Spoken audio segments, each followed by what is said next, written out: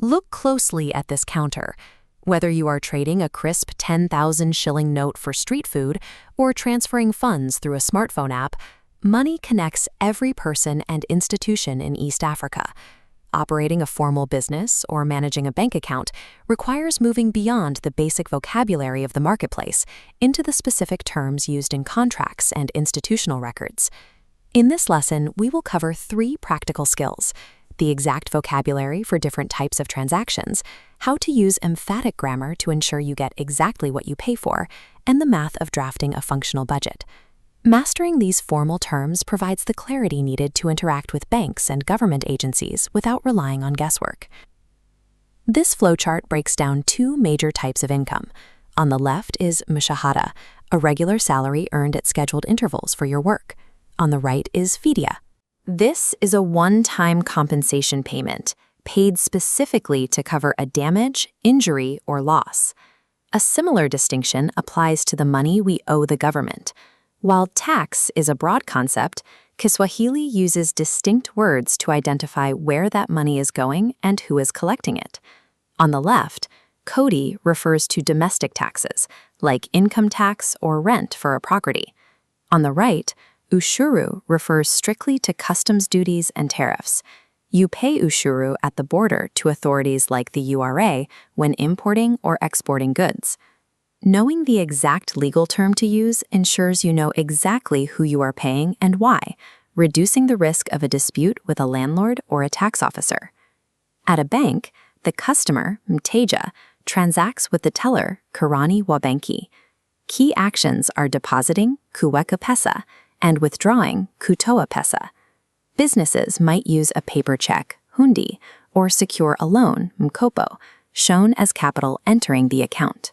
By offering mkopo and processing a hundi, banks provide the security and the capital needed to grow a business beyond simple cash-on-hand transactions.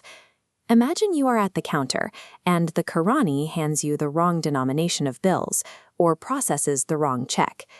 You need to correct the error immediately by being very specific about which item you are talking about. To emphasize, use emphatic adjectives, vivumishi vificitisi, and the emphatic copula, endi, varying by noun class.